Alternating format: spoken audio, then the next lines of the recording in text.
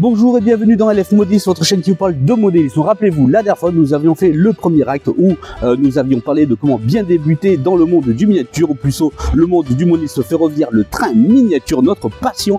Aujourd'hui, on continue un petit peu plus sans en parler. Allez, c'est de suite.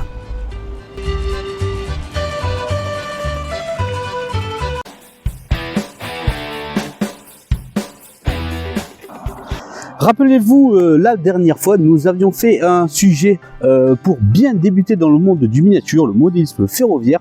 On avait fait un condensé de comment tout simplement trouver les informations, comment débuter sur 3 points et critères essentiels. Je vous le rappelle, tout simplement l'espace dont vous possédez pour pouvoir débuter, les finances bien entendu et le temps que vous allez vous y consacrer à votre discipline, le train miniature. C'est 3 critères qui sont vraiment essentiels. D'ailleurs, si vous n'avez pas vu la première vidéo, je vous conseille de cliquer dessus sur le lien qui apparaît afin de voir ce petit reportage. Bien entendu, je le précise, c'est mon ressenti personnel, cela n'engage que moi. Les propositions et les conseils que je lui donne sont sur les bases que j'ai vécues au fur et à mesure des années d'expérience maintenant dans le monde du train miniature et du modélisme ferroviaire. Aujourd'hui, je vais vous parler essentiellement d'autre chose, c'est où aller un petit peu se renseigner quand on a un petit peu franchi et qu'on sait un petit peu s'orienter sur ces 3 critères, ces 3 points essentiels. Donc comment aller chercher les informations, où aller les rechercher pour commencer, pour débuter, et également bien se documenter, c'est très important. On va parler de ça, on va prendre place, on va s'asseoir un petit peu et je vais vous présenter quelques petits livres pour débuter qui me semblent essentiels dans la conception à lire bien entendu et à mettre en pratique après. Allez, c'est de suite. Bien, amis modélistes, allez, c'est parti, je prends place avec vous ici, allez, je viens m'asseoir. Allez, continuons un petit peu notre pédagogie. Voilà, maintenant que l'on sait quelle échelle on va adopter, ou peut-être on n'est toujours pas encore sûr et certain de l'échelle que l'on va adopter, on a un petit peu mis de côté quelques sous pour pouvoir commencer, et on sait à peu près quel temps on va consacrer à notre notre nouvelle discipline, le train miniature. Voilà, je parle vraiment dans la peau d'un débutant. Il me semble important de se documenter, on en avait parlé la dernière fois, où aller chercher l'information. Alors on va commencer tout simplement par quelque chose de plus simple. Si vous connaissez tout simplement quelqu'un qui est déjà qui exerce du train miniature, demandez-lui comment est-ce que lui-même a commencé, demandez-lui quelques conseils, demandez-lui justement est-ce qu'il s'est tourné vers telle ou telle échelle par rapport à l'espace qu'il avait. Voilà, n'hésitez pas à poser vos questions dans votre entourage si vous avez bien entendu des personnes qui pratiquent cette discipline. Ou sinon, s'il y a dans votre région ou dans votre ville et que vous avez la chance qu'il y ait un club qui pratique le modélisme ferroviaire, ben, n'hésitez pas à toquer à cette porte, je vous y invite. La plupart des clubs sont des personnes qui aiment justement partager leur expérience et ils pourront vous donner d'excellents conseils. Et d'ailleurs, moi, tous les clubs que j'ai rencontrés jusqu'à présent, ils ont toujours eu cette volonté que de passer un petit peu les informations aux personnes qui veulent débuter, qui veulent se lancer comme vous. Donc n'hésitez pas à aller voir des clubs, renseignez-vous, tapez peut-être sur la barre de recherche sur internet club modélisme ferroviaire avec votre ville, et je pense qu'il apparaîtra peut-être quelque chose. Essayez donc. Ou sinon, une fois que vous avez tenté, vous avez été voir ou vous n'avez pas encore vu, il reste toujours l'option bien entendu des pages internet, des chaînes YouTube un petit peu comme LF Modélisme, mais il y en a tant d'autres. Je ne vais pas en citer parce que j'ai peur d'en oublier, mais il en existe tant d'autres. Attention, il y a à boire et à manger également. À vous de faire un petit peu la différence après que vous allez faire votre propre expérience au fur et à mesure que vous allez connaître un petit peu ce que vous voulez, les matériels que vous avez envie d'acheter, etc. etc. Je vous rappelle quand même essentiellement que le meilleur moyen de commencer pour vous, une fois que vous avez déterminé votre échelle, restera le coffret de démarrage, comme je vous ai dit tout à l'heure. Au niveau rapport qualité-prix, tout ce que vous trouvez dans un coffret de démarrage, si vous devriez l'acheter au détail, vous reviendra bien entendu plus cher que dans ce coffret de démarrage, allant parfois à plus d'une centaine d'euros supplémentaires. Donc voilà, n'hésitez pas à vous orienter vers un coffret de démarrage pour commencer et à le poser sur votre table, faire votre ovale et prenez plaisir tout simplement. Bien. Il fait chaud, hein, c'est l'été, je peux vous dire, il fait chaud. Allez, cette petite brève. Voilà, donc vous avez poussé la porte d'un club, vous avez demandé un petit peu autour de vous. Et ben il y a la presse, bien entendu. Là aussi, c'est pareil. Un petit peu à boire, à manger, mais dans le sens où je dis à boire, à manger, c'est que vous allez trouver beaucoup plus à manger. Pourquoi ? Parce que c'est destiné de nos jours, je trouve, les revues sur le monde du miniature, c'est un petit peu réservé à l'élite, on va dire. On va dire que on vous montre vraiment ce qui est au top. Vous voyez ce que je veux dire ? Au top. Et il n'y a que une petite revue qui commence par clé et qui parle un petit peu pour les débutants, pour les initiés de temps en temps. Mais sinon, la majeure partie de toutes les revues que vous allez trouver dans le commerce, chez votre revendeur, parlera essentiellement de choses qui sont vraiment abouties et au top du top 5 étoiles. Voilà, moi je vais vous présenter aujourd'hui un petit peu allez, 3 petits bouquins, dont un à l'échelle N parce que je pratique le N, mais vous pouvez en trouver également à l'échelle dit HO et autres, qui sont essentiels pour pouvoir commencer. Allez, je vais me mettre un petit peu à l'ombre, il fait chaud et puis on continue, d'accord ?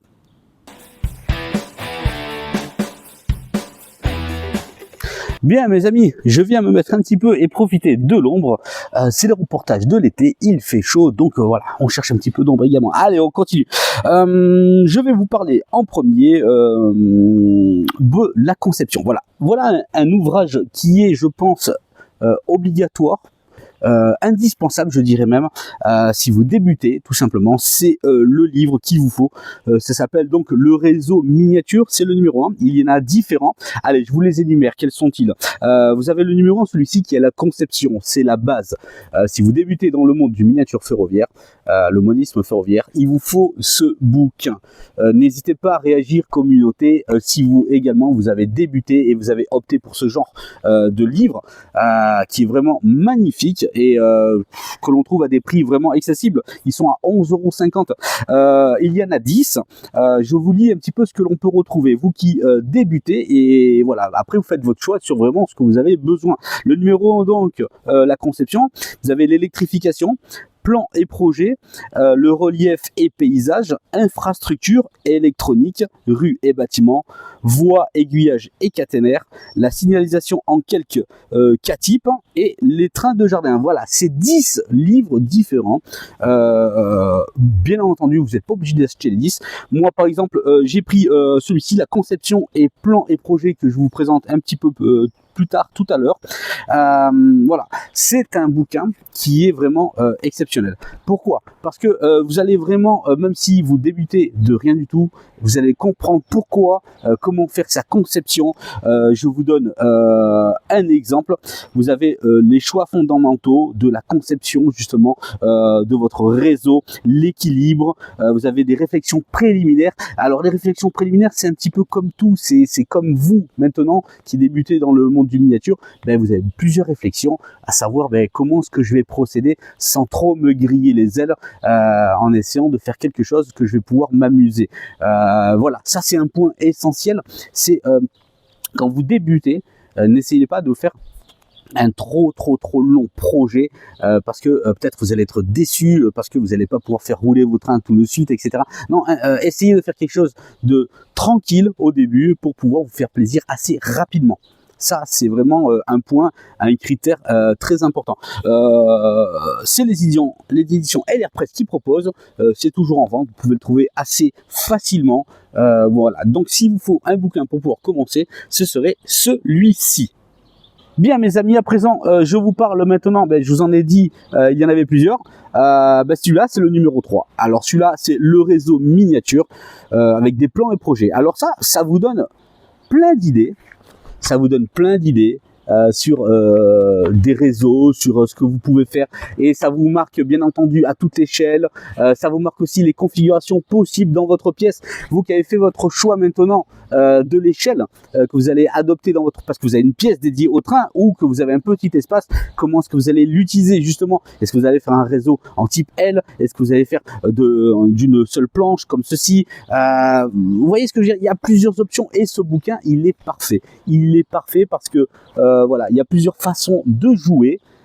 J'aime bien employer ce terme jouer.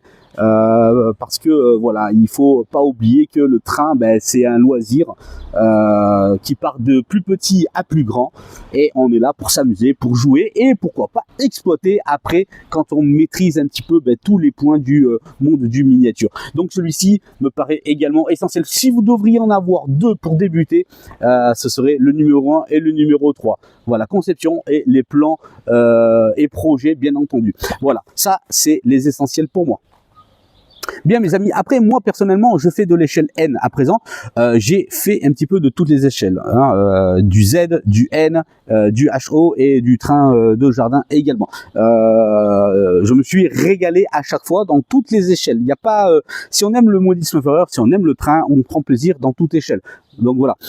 Moi je suis à l'époque, j'ai commencé en Fleischmann N ballasté, j'ai essayé de la voie du rail Minitrix, j'ai essayé d'autres voies également, de la Atlas aussi à l'époque, et on en revient souvent à la Fleischmann ballasté parce que c'est une bonne voie qui est balastée, qui a déjà une belle conception et qui a assez qualité, on va dire.